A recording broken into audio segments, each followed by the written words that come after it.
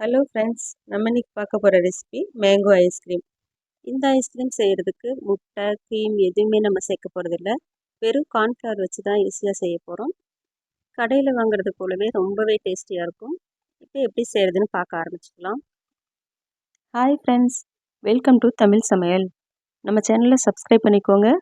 கூடவே இருக்கிற பெல் சிம்பலையும் மறக்காமல் கிளிக் பண்ணிக்கோங்க. இந்த ஐஸ்கிரீம் பண்ணுறதுக்கு நான் 1/2 லிட்டர் தண்ணி சேர்க்காத கெட்டியான பால் எடுத்திருக்கேன். இதை நம்ம ஸ்டவ்வில் வச்சு சூடுபடுத்திக்கலாம். பால் சூடாகிறதுக்குள்ளே நம்ம கார்ன்ஃப்ளவர் ரெடி பண்ணிக்கலாம். ஒரு பவுலில் 1.5 டேபிள் ஸ்பூன் கார்ன்ஃப்ளவர் மாவு சேர்த்துக்கலாம். நான் ப்ளெயின் கார்ன்ஃப்ளவர் மாவு எடுத்திருக்கேன். நீங்கள் மேங்கோ ஃப்ளேவர் கார்ன்ஃப்ளவர் கூட எடுத்துக்கலாம். 1/4 கப் பால் சேர்த்து நல்லா கட்டிகள் எல்லாமே இந்த மாதிரி ஸ்மூத்தாக மிக்ஸ் பண்ணி வச்சுக்கோங்க.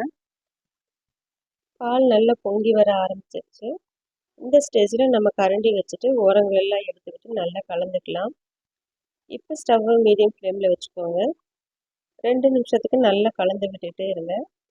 இப்போ பாருங்கள், பால் நல்லா ஊற்றி வந்திருக்கு. இந்த ஸ்டேஜில் நம்ம கலந்து வச்சுருக்கிற கார்ன்ஃப்ளவர் சேர்த்துக்கலாம்.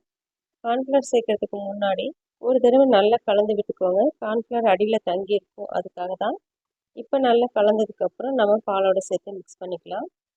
இப்போ ஸ்டவ்வை லோ ஃப்ளேமுக்கு மாற்றிட்டு உடனேவே கலந்து விட்டுருங்க. அப்போ தான் கட்டிகள் விழாமல் இருக்கும். இப்போ பார்த்தீங்கன்னா நம்ம நல்லா கலந்துக்கிட்டே இருக்கும்போது பால் நல்லா திக்காகி வரும். இந்த ஸ்டேஜில் நம்ம சர்க்கரை சேர்த்துக்கலாம். உங்களோட மாம்பழம் எந்த அளவுக்கு ஸ்வீட்டாக இருக்கோ அதுக்கு தகுந்த மாதிரி சர்க்கரை சேர்த்துக்கோங்க. நான் 1/4 கப் அளவு சர்க்கரை சேர்த்துக்கிறேன்.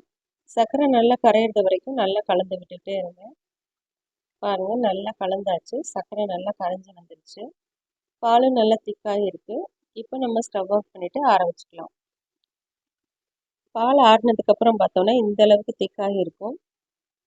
இதில் கொஞ்சம் கூட சூடு இருக்கக்கூடாது. இப்போ நம்ம இதை மிக்ஸி ஜாரில் சேர்த்து அரைச்சி எடுத்துக்கலாம்.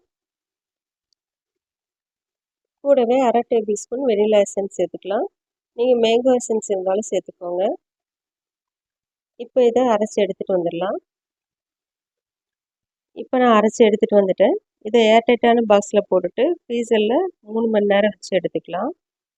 முட்டை, க்ரீம் எதுவும் சேர்க்காதனால 3 மணி நேரத்துக்கு அப்புறம் நம்ம மிக்ஸி ஜாரில் சேர்த்து அரைக்கணும். இப்போ 3 மணி நேரம் ஆகியிருக்கு. ஓப்பன் பண்ணி பார்க்கலாம். ஐஸ்கிரீம் ஓரளவுக்கு கெட்டியாக இருக்குது.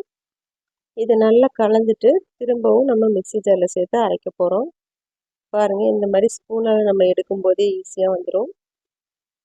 நான் மேங்கோ ஐஸ்கிரீம் 2 லேயராக பண்ண போகிறேன். அதுக்காக பாதியை மட்டும் மிக்ஸி ஜாரில் சேர்த்து அரைச்சிக்கலாம். மீதி பாதியை தனியாக எடுத்து வச்சிடலாம். இப்போ பாருங்கள், இதை நல்லா அரைச்சி எடுத்துகிட்டு வந்துடலாம். இதை நம்ம அதே கண்டெய்னரில் மறுபடியும் சேர்த்துக்கலாம். பார்க்குறதுக்கு எவ்வளோ நல்ல க்ரீமியாக இருக்குது. இதை நல்லா ஸ்ப்ரெட் பண்ணி விட்டுக்கலாம். இது இப்படியே இருக்கட்டும். இந்த ஐஸ்கிரீம் ரெசிபிக்கு நான் 2 சின்னதாக மாம்பழம் எடுத்திருக்கேன். இது நல்லா பழமாக எடுத்துக்கோங்க, அப்போ தான் ஸ்வீட்டாக இருக்கும்.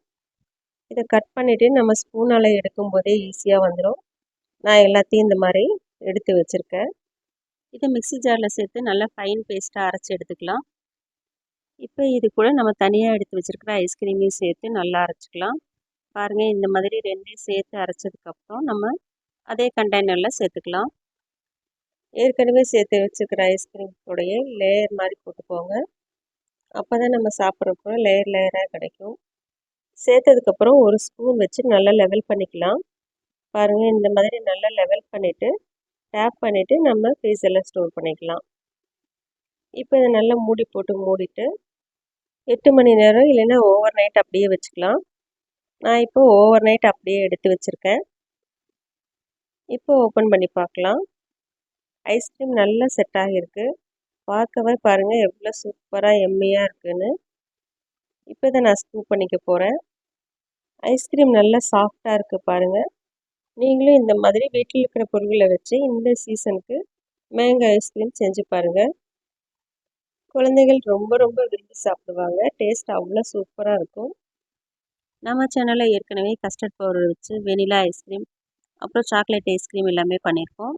லிங்க் நான் டிஸ்கிரிப்ஷனில் கொடுக்குறேன், செக் பண்ணி பாருங்கள். நான் டெக்கரேஷனுக்காக கொஞ்சமாக பிஸ்தா சேர்த்துக்கிறேன். உங்கள்கிட்ட இருந்தால் சேர்த்துக்கோங்க, இல்லைன்னா ஸ்கிப் பண்ணிக்கோங்க.